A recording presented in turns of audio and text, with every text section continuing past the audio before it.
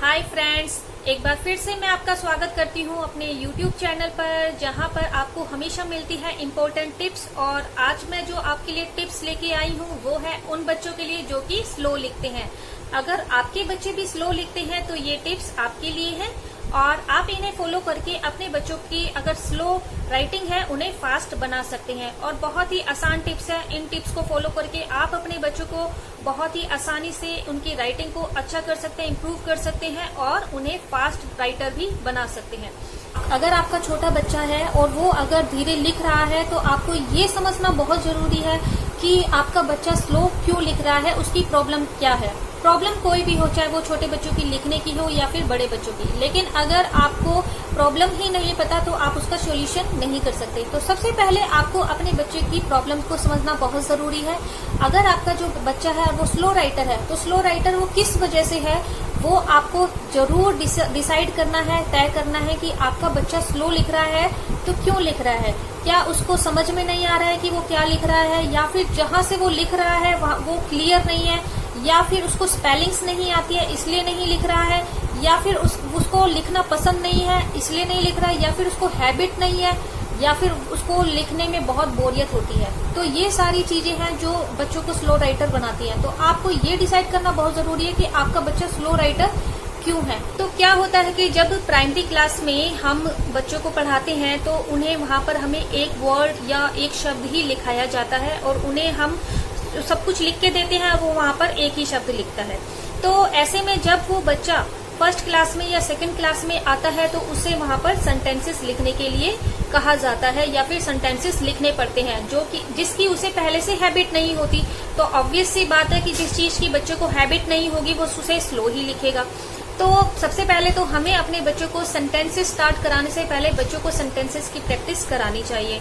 तो इसके लिए हम क्या कर सकते हैं ना कि बच्चों को एक पैटर्न हमें उसको समझाना चाहिए।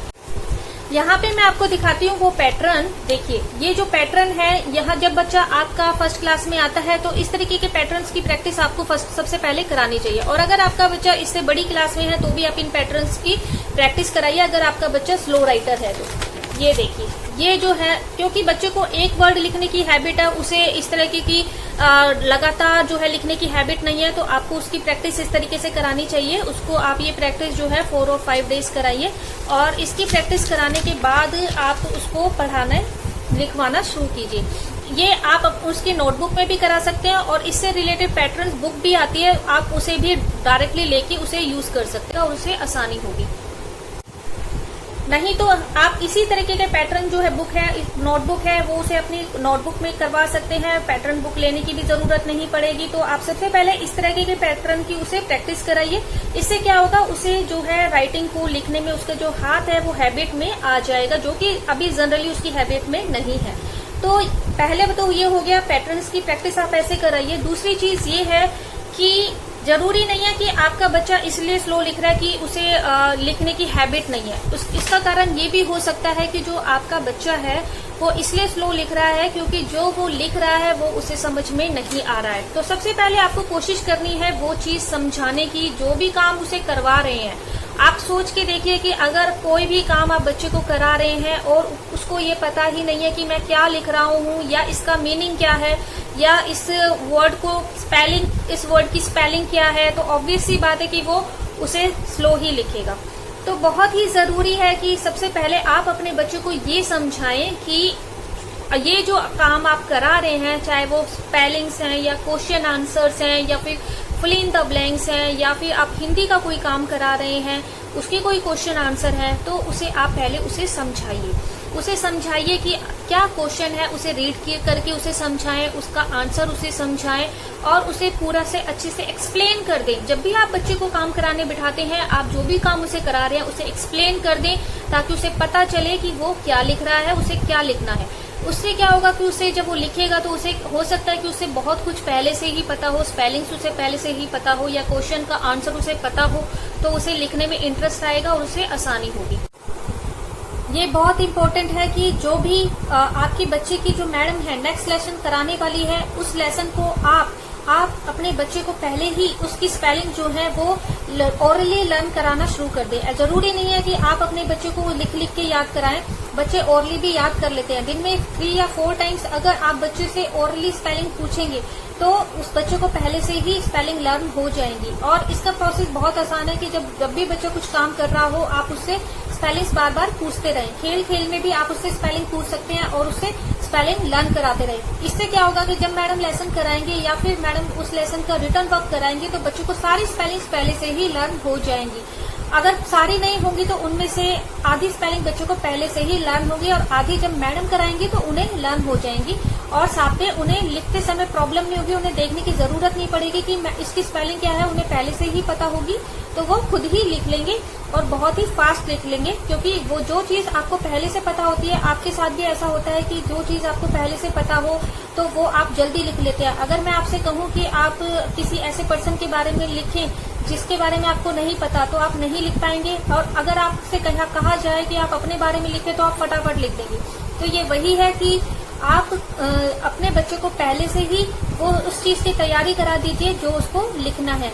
उसको पता होगा कि उसे क्या लिखना है तो वो बहुत ही जल्दी लिख लेगा और वो फास्ट राइटर बन जाएगा। और अभी क्या हो रहा है कि ऑनलाइन क्लासेस भी चल रही है। अभी क्या रीजन हो सकता है कि जो बच्चे हैं वो ऑनलाइन लिखते हैं तो मोबाइल में जो है मैडम होमवर्क भेजती हैं।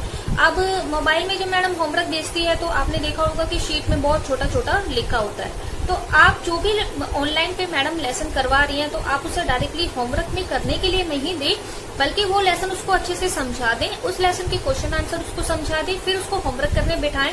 और ऑनलाइन में क्या होता है कि बच्चों को बहुत ही छोटा छोटा दिखाई देता है, तो छोटा छोटा अगर उसे दिखाई देता है तो आप किसी बड़े ब्लैक बोर्ड का यूज करें। मैं आपको दिखाती हूँ। ये देखिए, ये ब्लैक बोर्ड जो है मैंने अपने बच्चे के लिए लिया हुआ है। ऐसा ही ब्लैक बोर्ड जो है वो आप अपने बच्चे के लिए अपने घर पे यूज कीजिए। जो ऑनलाइन क्लासेस में क्या होता है कि मैडम जो मोबाइल पे होमवर्क भेजती हैं वो बहुत ही छोटा छोटा बच्चों को दिखाई देता है, उन्हें ठीक से दिखता नहीं है। यहाँ पे आप जो भी क्वेश्चन आंसर या स्पेलिंग्स है वो यहाँ पे आप बच्चे को लिख के दे दीजिए, स्पेलिंग्स या क्वेश्चन आंसर, और उसे बोलिए यहाँ से लिखे। और उसको लिखवाने से पहले आप एक बार उसको रीड भी करके और एक्सप्लेन भी कर दें ताकि उसे पता हो कि वो क्या लिख रहा है। ये बहुत ही इम्पोर्टेंट है, आप इसको मिस मत करिए। आप ये मत सोचिए कि मैडम ने होमवर्क दे दिया है तो बच्चे का काम पूरा हो गया, चलो जाओ और होमवर्क कर लो।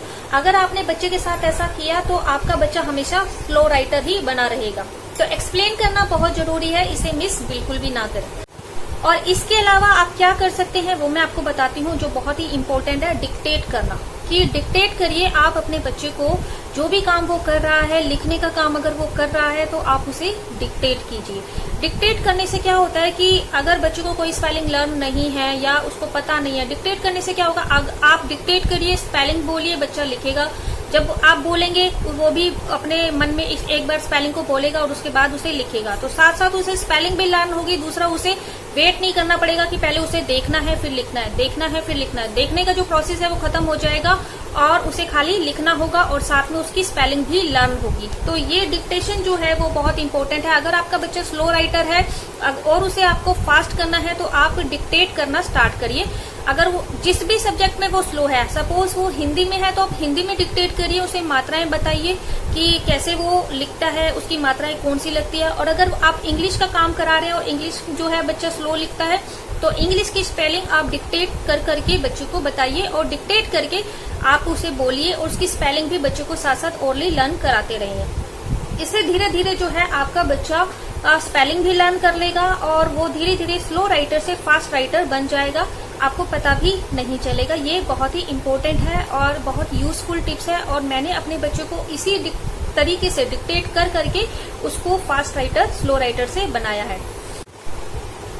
हो सकता है कि आपके बच्चे को स्पेलिंग पहले से ही आती हो और उसे मतलब कि एक्सप्लेनेशन भी पता हो और क्वेश्चन आंसर भी पता हो और वो फिर भी ना लिख रहा हो। तो इसके लिए क्या होता है कि बच्चे का मन नहीं कर रहा होता लिखने का, क्योंकि उसे लिखना बहुत बोरिंग लगता है। तो इसीलिए आप क्या करेंगे, बच्चे को राइटिंग की प्रैक्टिस कराइए। राइटिंग की प्रैक्टिस आप कैसे कराएंगे, आप उसे एक राइटिंग बुक लाके दे दीजिए जिसमें उसके कुछ सेंटेंसेस हो, कोई स्टोरी हो। जैसे आपकी राइटिंग बुक आती है, उस राइटिंग बुक पे वो उस जो छोटे डॉट डॉट बने होते हैं उस पे वो लिखेगा, उसको एक राइटिंग की प्रैक्टिस बनेगी। लिखवाने की प्रैक्टिस कराने जरूरी है कि उसे लिखने की हैबिट पड़े। तो लिखने की हैबिट के लिए आप क्या कर सकते हैं, इस तरीके से डे 1 जैसे होता ना, day 1 writing, day 1 writing, day 2 writing, day 1, day 2, day 3, इस तरीके से आप 30 डेज की एक नोटबुक बनाइए और उसमें डे 1 एक राइटिंग जो स्टोरी बुक से या कहीं से भी आप उसको बोलिए कि वो अपनी पसंद की स्टोरी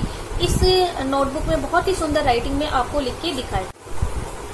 इससे उसकी राइटिंग भी इम्प्रूव होगी, उसे अच्छा भी लगेगा और वो अपनी मनपसंद की स्टोरी भी याद कर सकता है और उसकी राइटिंग की प्रैक्टिस भी होगी और स्पीड भी बढ़ेगी। अगर आपका बच्चा स्लो राइटर है और वो खेलना चाहता है, सिर्फ इसलिए नहीं लिखना चाहता क्योंकि उसे लिखना पसंद नहीं है, तो आप हमेशा उसे कुछ मोटिवेट जरूर करें। तो आप बच्चे को रिवॉर्ड या मोटिवेट करते रहें। रिवॉर्ड या मोटिवेशन देने से बच्चा जो अच्छा लिख सकता है। आप बच्चे को समझाएं कि अगर आप जब ये काम पूरा कर लेंगे तो आप उसे मनपसंद की चॉकलेट या चिप्स देंगे, या फिर आप उसकी पसंद का गेम उसके साथ खेलेंगे, या फिर आप उसकी पसंद का सीरियल या शो उसे दिखाएंगे। तो इस तरीके का मोटिवेशन आप बच्चे को दे सकते हैं। इससे उस बच्चे को मोटिवेशन भी मिलेगा और उसे लिखने में भी हेल्प मिलेगी। ये जो टिप्स है वो बहुत यूजफुल है और बहुत ही अच्छी है, और इस तरीके से मैंने खुद अपने बच्चों को स्लो राइटर से फास्ट राइटर बनाया है। मैं चाहती हूँ कि और भी जो बच्चे हैं जो स्लो लिखते हैं, इन टिप्स को फॉलो करें और स्पीड अपनी राइटिंग में बढ़ाएं। अगर आपके बच्चे इन टिप्स को फॉलो करके फास्ट राइटर बनते हैं तो आप मुझे कमेंट बॉक्स में जरूर बताना। अगर आपको मेरी वीडियोस अच्छी लगती हैं तो चैनल को सब्सक्राइब जरूर करें और शेयर जरूर करें, ताकि मुझे पता चलता रहे कि आपको मेरी वीडियोस पसंद आ रही हैं। आज की वीडियो यहीं तक। नेक्स्ट वीडियो में मैं आपके लिए लेके आऊंगी लर्निंग टिप्स। तो आपके लिए नेक्स्ट वीडियो में लर्निंग टिप्स मैं आपको देने वाली हूँ। तब तक के लिए बाय बाय।